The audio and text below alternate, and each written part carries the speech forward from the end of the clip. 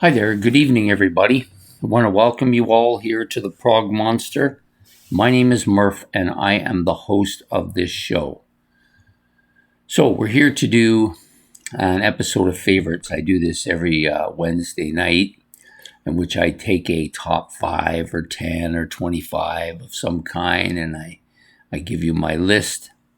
Sometimes I do an album ranking or songs off an album ranking, a whole bunch of different things. But today we're going to do my top 10 favorite metal albums. So I'm going to kind of qualify this a bit. There's a few qualifications that need to go here. First of all, I'm not doing more than 2 albums per band. Otherwise, I'd have like 2 or 3 bands here and that would be it. So I'm going to do my top 2 favorite albums per band. Nothing beyond that. Also, I'm normally I would just go with my masterpiece albums here, like just go through my list of favorite masterpieces and then add the albums that I want to add after that. But I don't want to do that either. I'm going to talk mostly about the albums that in recent years have had a lot more impact and probably. So basically, these are my top 10 albums based on the amount of time I've spent listening to them over the last couple of years. Really, that's what it comes down to. There'd be a few that I didn't listen to maybe quite as much as the others, but they still have a strong impact with me. So that's the basic theme here, strong impact with me. So I've given you my 10 favorite albums. I'm going to do this the way I always do it, from my least favorite album to my most favorite album of the bunch, or my worst to first. In this case, it'll be 10th place to first place, and then I'll just talk a little bit about each of the albums when I give them to you. So I've got them in reverse order now, all 10 of them. There's a couple of others that I had that I will give to you at the end as my kind of honorable mentions, I guess. So the number 10 album is going to be this one from Ozzy Osbourne. Now, sometimes I bounce back and forth between Diary of a Madman and Blizzard of Oz. In recent time, this has been kind of the album. I like the cover quite a bit. Also love there's just some really strong songs on here. There's actually an EP out that has a couple of the tracks on here that I once owned. That is probably my favorite Ozzy album, but I don't own it in CDs because I just simply never found it in CDs. I only found it in vinyl. So it's been like 40 some years since I've owned it, but still great. So this, of course, has I Don't Know and Crazy Train, which are kind of the 2 big, well-known songs off of the album. But then you also have stuff like Suicide Solution, Mr. Crowley, Steal Away the Night, which are all really strong songs off of this album as well. It's a pretty solid album from top to bottom. Great debut album. So that's my number 10. My number 9 is more recent to my metal history, but I bought this box set with 3 of the albums from this band in it. And even though this wasn't my first album by this band that I liked, it's absolutely my favorite at the moment, and has still got some of that residue left from it from when I had it on my playlist, and just I still listen to it regularly. So this is the Scorpions in Trance, of course, the Dark Lady, fantastic tune, and the title track in Trance, just amazing.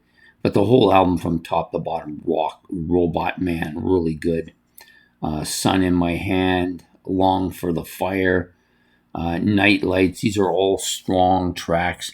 Yeah, this album, not a pure kind of heavy metal album, to my way of thinking about heavy metal. A lot of bluesy elements to this album, but still really heavy, and I think of it as a metal album. So that's my number 9. Number 8, the first one of 2 from this band. This one has gotten a lot more airplay in recent years than it did before. This is a early metal album, probably one of the first metal albums out there, at least from the perspective of the time period, which is 1971 here. But this has like Sweet Leaf and early stoner rock metal. After Forever, maybe an early speed metal kind of song. Then you've got heavy metal giants like Children of the Grave, Lord of this World.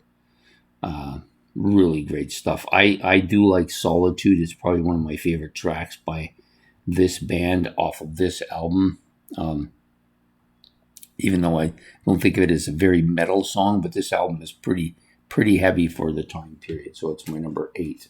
Black Sabbath's Master of Reality. Okay, so number 7, maybe another kind of early metal album. Maybe some people wouldn't call it metal now. I still think of it as metal, and that's Rainbow's Rising. This is the second album by Ritchie Blackmore's Rainbow, featuring Tarot Woman, Run with the Wolf, and Starstruck, which I think are all fantastic tunes. Do You Close Your Eyes, maybe the weakest track on the album, but still pretty good. And then the flip side with the legendary Stargazer and Light in the Black, which are both really strong songs. It's got some of my favorite artists on here: Ronnie James Dio, Cozy Powell, Ritchie Blackmore, Jimmy Bain, and who am I missing? The keyboardist. I forgot his name. Oh, Carey. Yeah. So, yeah, Rainbow Rising, number 7. Number 6, so we're in the top 6 here. These are all really strong albums. This one's currently on my playlist, has been in my playlist for a while. It's really soared to the top.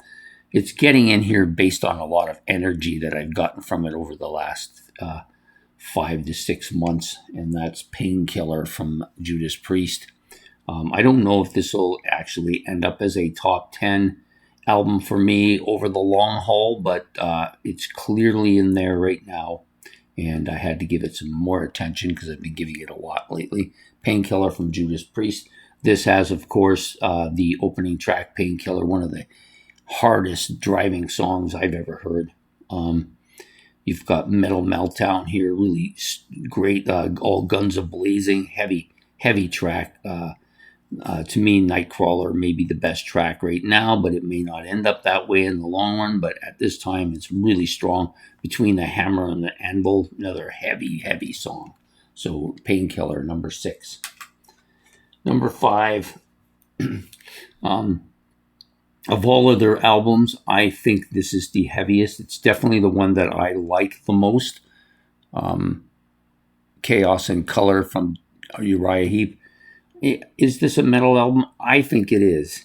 I think you could call this a metal album. It's heavy, man, very heavy. Save Me Tonight, fantastic tune. Hail the Sunrise. This is just a crushing track. Hurricane's really good. You'll Never Be Alone. I like that. The Fly Like an Eagle, and not a cover version from Steve. Where am I going? Steve Miller, not a cover band from Steve, not a cover song from Steve Miller, their own version of the song. It's very different. Close to Your Dreams. This is just a strong album from top to bottom. I still go back to it. It's probably easily my favorite Uriah Heep album, and I think it's one of my favorite metal albums too. That's number 5. It's number 5. Number 4. This one, which did amazing in my playlist last year, No Prayer for the Dying. I think it's kind of moved right up there as one of my strongest Iron Maiden albums now. Whether it actually makes masterpiece, I think it's almost a foregone conclusion that will happen, but it hasn't happened yet. And actually, maybe it did last year. I can't remember. No, I don't think it did. It's not. It hasn't had enough time in there, but still, just an absolutely killer album with some really top shelf Iron Maiden stuff. Tail Gunner, No Prayer for the Dying, Fate's Warning, which is just absolutely killer as well. The Assassin, I love that. Run Silent and Run Deep, really good. Hooks on You, another great track. Bring Your Daughter to the Slaughter and Mother Russia, really strong ending to a very fantastic album. No Prayer for the Dying from Iron Maiden. That's number 4. Number 3 is also from Iron Maiden, and this is Seventh Son of the Seventh Son. From top to bottom, I think this is the strongest of the Iron Maiden albums. It's only recent years has it become my favorite Iron Maiden album. Before that, it was probably Number of the Beast, but I've really killed Number of the Beast. I played it so much at one point. But this one, Moonchild, Infinite Dreams, Can I Play with Madness, which is kind of the radio-friendly one here, or if you want a commercial-sounding one, Evil That Men Do, maybe the best track on the album, maybe my favorite Iron Maiden track, to be honest with you.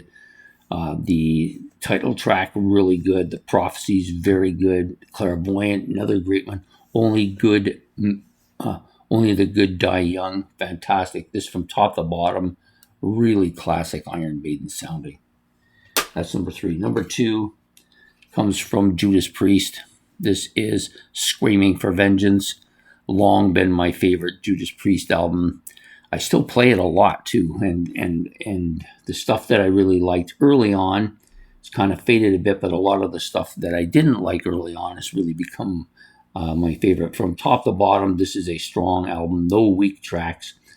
The front side, or the back side, with Screaming for Vengeance, the front side, sorry, The Hellion, Electric Eye, Riding on the Wind, Bloodstone, Take These Chains, and Pain and Pleasure. Maybe the best side of an album by Judas Priest, and one of the best sides, period, of any album.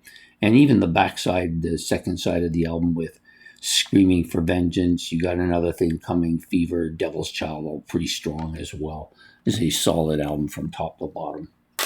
Number 2. Number 1, long been my favorite metal album.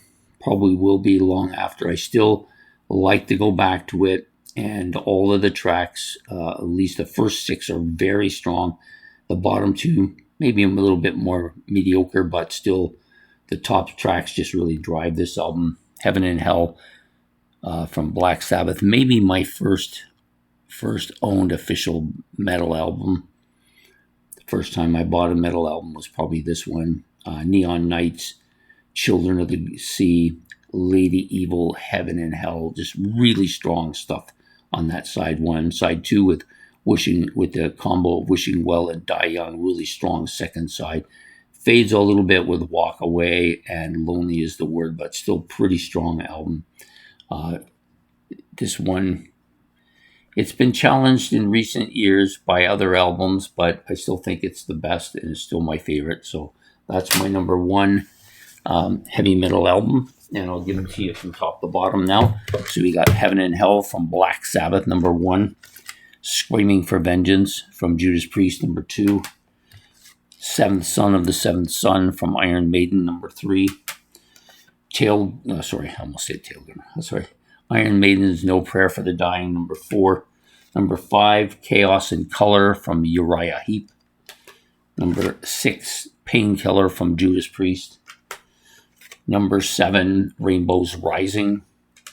Number 8, Black Sabbath's Master of Reality. Number 9, Scorpions in Trance. And the last one on the list, Ozzy Osbourne's Blizzard of Oz. The 2 others that I had that I kind of was thinking about putting in here is Dio's debut album, very strong too. And of course, Whitesnake's 87 album. This one is, to me, one of their best heavy albums. And from top to bottom, everything is really good. It's a lot more commercial sounding than some of the other metal albums, but very strong. Some very strong songs on it. So those are my 2 honorable mentions. I hope you've enjoyed this episode of my 10 favorite metal albums. Please hit the like and subscribe. Also, if you want, you can put your comments in the comment section about my choices if you wish, or you can just put your own top 10. I enjoy the other people's top 10s.